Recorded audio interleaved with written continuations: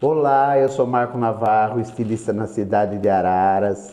Estamos gravando mais um quadro do Café com Elas pela revista Expressão, sob a direção da minha querida amiga Márcia Cunha.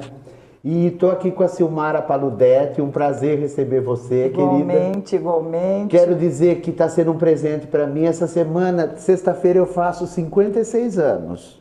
Uma criança, né? Olha! Então eu considero a sua vinda um presente. E por que eu considero um presente? Porque a área que você atua é muito fascinante para mim, né? Eu acho que o autoconhecimento, ele liberta, ele traz leveza para a nossa existência humana. A Terra não é um lugar muito fácil de viver, Sim. né? A nossa estrutura humana tem coisas complexas, nós temos as nossas crises existenciais. E eu sei que a psicologia ajuda muito. Então eu queria que você começasse a contar para mim um pouco da sua infância, como essas coisas começaram a acontecer. E vai contando depois o rumo da sua carreira para mim, por favor, querido. Bom, é uma beleza eu estar podendo falar daquilo que eu acredito, que é o ser humano. Eu acredito muito nele, acredito muito em tudo aquilo que a gente pode dizer dele. Eu sou de uma infância muito simples. Venho lá do ABC Paulista, especialmente de Santo André. É Grande São Paulo. Grande São Paulo. E aí eu vim para cá, eu vim para Rio Claro. Mais ou menos com 11 anos. É uma cidade que eu amo. Um beijo, Rio Claro. E fiquei lá até os 22, quando eu me casei. Me casei, fui para Campinas. Casou novinha, 22 casei com anos. 22 anos. E depois eu vim para Araras e cá estou, graças a Deus. Amo Araras, amo morar aqui. Mas foi uma infância bem tranquila, tipo daquela assim, com as primas, com as irmãs, e brincar de casinha, brincar de boneca. Típico de uma cidade do interior do tamanho da nossa, né? Daquele tipo assim, que a gente não podia sair na calçada porque era muito movimento, a mãe e o pai não deixavam e nós brincávamos no quintal. Uma coisa muito boa. E cheguei até aqui. Bem tranquila a minha vida em razão de uma infância. Foi uma infância muito boa, graças a Deus. E ela norteia, a infância norteia como a gente vai conduzir a nossa vida, né? Ela tem uma importância muito grande, porque é o nosso início. Eu falo, eu não sei se eu estou correto, mas que a gente vem para essa terra como um bebê e a gente é um livro em branco. Sim. E aí os nossos pais, os nossos amigos, os nossos parentes, eles vão ajudando a gente a escrever a nossa história. Claro que ela está na nossa mão, nós somos donos do nosso destino, mas falar que as pessoas não influenciam é uma bobagem, porque influencia, né? A nossa infância, ela é simplesmente um norte para a nossa vida adulta.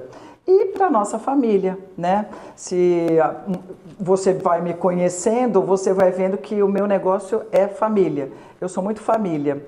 Gosto de estar com a família, gosto de proporcionar coisas para a família.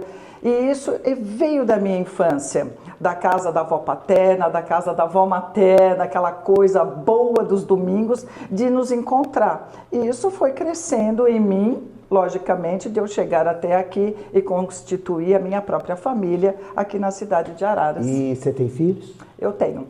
Eu tenho a Nayara, de 35 anos, e tenho o Carlos Neto, de 32. Olha, todo mundo crescido, todo mundo crescido, cada um. E esse no seu casamento caminho. Que começou aos 22 anos já tem quanto tempo?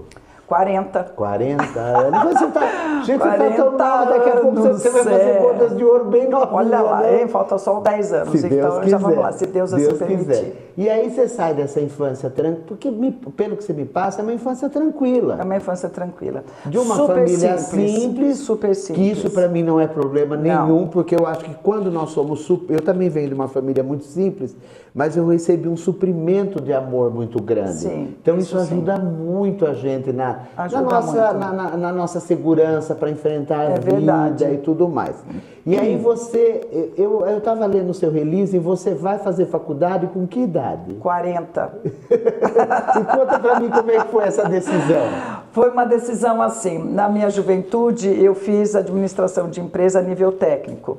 E eu queria fazer a faculdade, mas eu não tinha poder aquisitivo para isso. Eu não fiz. fiz cursinho, isso. Mas na própria administração de empresa eu tive uma aula de psicologia dentro da grade curricular. Eu me encantei, eu fiquei fascinada com aquilo que o professor falava e assim foi. E depois que eu me casei, vim para Araras e tal, aí um dia meu marido chega e fala para mim, você sabia que tem uma faculdade de psicologia quase no quintal da sua casa? Porque eu moro lá no 8 de abril. Aí ele disse assim, procura saber. Eu falei, aonde? E eu sou a segunda turma da Uniararas de psicologia. Foi uma bênção para mim. E eu pensava assim, Marcos, como que eu vou chegar lá no meio de tanta juventude? Eu ia fazer essa pergunta, como eles te receberam? Com 40 anos. Maravilhoso, porque eu tinha uma bagagem de vida, né? Eles eram jovens e tudo mais, mas eu tinha a vivência para estar ali. Então foi muito bom, foi gratificante, foi edificante trazer a faculdade para a minha vida. E aí você começa, eu vejo que você tinha um grupo, você trabalhava com... pode ser chamado um grupo de apoio para pessoas dependentes de dependência química. Depois de um tempo de formação acadêmica, eu fui convidada a trabalhar com um público dentro de uma comunidade terapêutica, droga e álcool. E não bastando, eu inaugurei a minha, aqui em Hélio Ruth, e nós cuidávamos de homens, só homens, no nível de droga e álcool, e foi maravilhoso. Mas aí vocês tinham uma clínica? Sim, era uma comunidade ficava internada naquele lugar? Por 6 meses conosco. Eu era psicóloga do lugar, eu era proprietária, a diretora, e fazia muitas coisas. Eu fazia tudo. Dava banho em pacientes se fosse preciso, moradores de rua que chegam numa situação crítica, desumana. Foi um tempo de reconhecimento humano para mim, porque eles não são simplesmente drogados, jogados na rua. Eles são seres humanos com alma, espírito, e nós temos que dar um olhar para isso. E você sabe que essa sua compreensão me encanta muito, porque na verdade eu vejo que essas pessoas elas acabam sendo invisíveis para a sociedade. Eu concordo que nós vivemos tempos difíceis, a gente acaba adquirindo medo. Eu já participei de alguns assaltos, nada muito grave, mas acabei participando. Então, quando você é abordada por uma pessoa que está ali naquele... no surto, com a cara cheia de droga, ela não consegue se comunicar, você fica com medo. Mas essas pessoas não podem ser tratadas como invisíveis. Não. É aquilo que você falou, elas são seres humanas. Exatamente. Elas são dignas de cuidado, elas precisam de cuidado. Então eu imagino para a sua carreira o quão fascinante foi essa experiência. Quanto tempo você ficou trabalhando com eles? Eu fiquei trabalhando 9 anos. Foi um tempo muito bom. Muito. Eu já nem sei mais quantas pessoas passaram pela comunidade, porque eu trabalhei em 2, né? Eu trabalhei 2 anos em uma como núcleo de apoio. E a minha, mais 7. Então, ao todo, dentro de comunidades terapêuticas, 9 anos. E agora eu só atendo em consultório, né? Eu tive que fechar o trabalho, enfim, por razões financeiras, mas já passou o tempo. E agora eu atendo dentro de consultório. Mas é edificante, porque você aprende muito que ali não tem só o morador de rua jogado e simplesmente, muitas vezes ele é um advogado, um médico, um jurista, um policial. Olha, eu já vi de tudo, um pastor de igreja. Então, não eram simplesmente pessoas da marginalidade, e nem sempre elas são da marginalidade. E as pessoas têm uma visão equivocada, né? Tem. Eu não vejo que são vítimas da sociedade, isso é um chavão que dificulta a vida. Eu vejo que isso tudo são oportunidades que não registraram, ou oportunidades que não foram bem aceitas. E aí acontece coisas na família, né, que pode ser levado essas pessoas para a rua. Olha, são tantas coisas que se eu for, eu vou ficar o dia inteiro aqui só falando. Você sabe, antes da gente conversar, eu estava lembrando, eu assisti um filme, eu não sei se você já assistiu, chama Mães de Joelho, Filhos em Pé. Filhos Já de assistiu Pé. Filhos de Pé? Já li o livro. Maravilhoso. É fascinante. Tem duas cenas que eu fico. Tem a cena e Ulisses. eles. Toda a vontade, querida. E eles vivem na Cracolândia. Sim. E uma das mães vai visitar o filho, chama o filho para ali na Estação da Luz, acho que na Estação Júlio Prestes. E ele senta numa soleirinha de uma porta e ele fala para a mãe: mãe, o que você veio fazer aqui? Ela fala: não é seu aniversário? Eu vim comemorar o aniversário com você, e tira um bolinho de dentro de uma sacola. Mas eu fiquei tão tomado de emoção, porque, na verdade, isso eu já estava engatado aqui na minha mente para perguntar para você. Muitas pessoas têm eles como caso perdido. Eu sei que existem pessoas que não se recuperam, chegam a óbito, morrem de uma overdose, se perdem na criminalidade, acabam sendo assassinados ou vão presos. Mas a gente não pode olhar essas pessoas como um caso perdido. É isso que eu penso. Não, porque olha, até hoje, faz 9 anos que eu estou longe da comunidade, mas eu não estou longe deles. Eles ficam no meu WhatsApp, eles me chamam de doutora, e eu aceito isso como um respeito. Doutora, olha, faz tanto tempo que eu estou de pé, que eu estou limpo, e eu queria falar para a senhora que está indo tudo bem e tal, nasce filhos, que se casam tal, e eles se comunicam comigo. E eles são pessoas em recuperação, porque só se sai da recuperação o dia que partimos nessa vida. Porque a pessoa não pode falar que ela não é... A dependência química não é curável, então, ela é só tratável. E esse, estou conhecendo você hoje, nós estamos batendo um papo, mas esse é seu maior quinhão, né? Essa acaba sendo sua maior recompensa.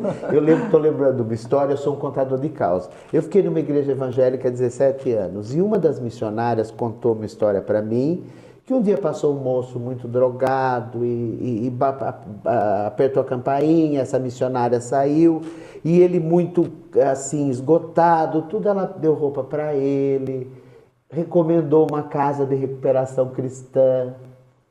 E os anos passaram e ela muito desanimada com a obra, aquela coisa muito devagarzinho, as pessoas não dão crédito muitas vezes, né? Eu sei que hoje nós vivemos um período que a religião está muito complicada, mas essa igreja era muito séria. É muito séria.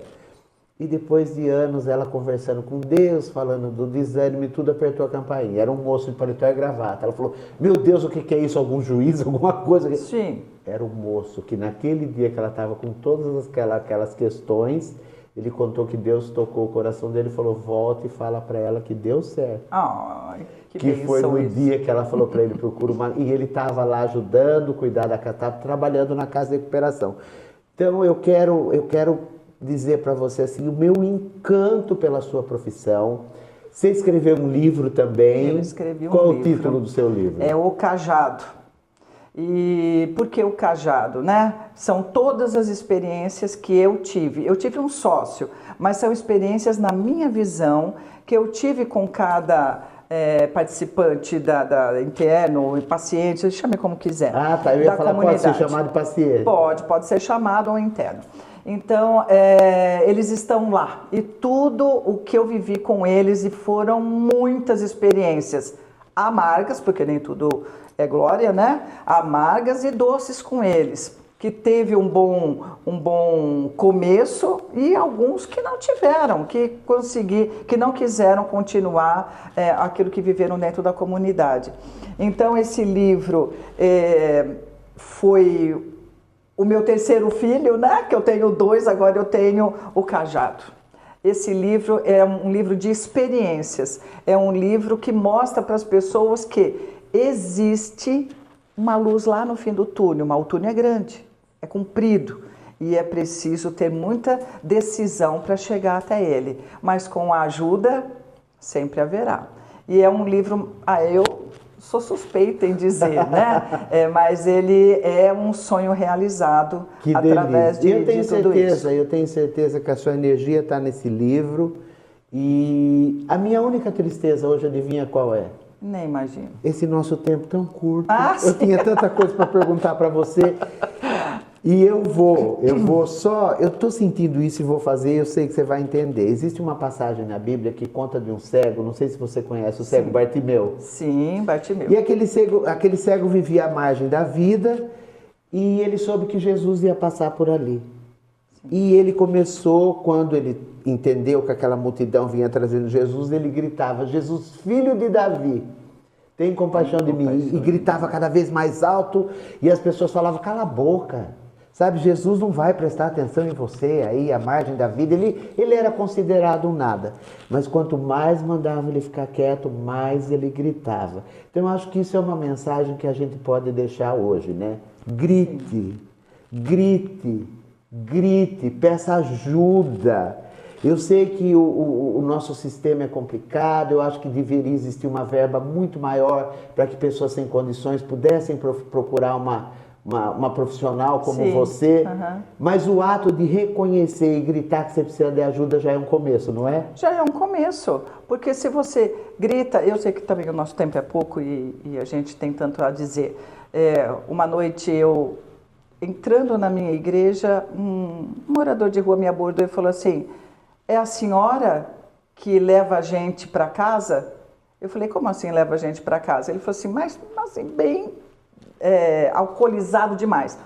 Ele falou assim: eu queria ser tratado pela senhora. Eu falei assim: então faz o seguinte, eu vou entrar nessa igreja, vou ouvir a palavra de Deus e quando eu sair daqui, se você estiver sentado aqui nesse banco da praça, eu levo você comigo. No seu carro? Eu levo. Aí eu saí e ele estava lá. Eu falei: e agora? Agora eu tenho que levar. Mas eu sempre tinha um interno comigo, né? Então, foi tudo bem e tal, levei. Olha, que pessoa maravilhosa. Ele simplesmente era um motorista de um ex-motorista, de um ex-político do alto escalão. Ele perdeu o seu trabalho e entrou na bebida e na droga. E ele era uma coisa assim, bonita, um homem bonito, alto, elegante, falava bem, fora do álcool e da droga. Então isso me leva a entender que grite, espere que o seu tempo vai chegar. A sua hora vai chegar, como você disse agora do cego Bartimeu. E infelizmente ele morreu com um problema cardíaco bem depois que ele saiu da comunidade. Voltou para a sociedade, para a sua cidade, para a sua família, trabalhou e infelizmente ele teve um infarto. Então vamos fazer assim, olha, eu só tenho que agradecer você. Eu vou falar para você que você foi meu presente de aniversário. Que ótimo! Eu agradeço a Deus por eu poder estar aqui participando de tudo isso, porque eu vejo que as pessoas precisam muito. Sim. Muito. Eu não me coloco em posição melhor que ninguém. Eu tenho meus conflitos, eu tenho as minhas paranoias, estou tratando, estou cada vez melhor, graças a Deus.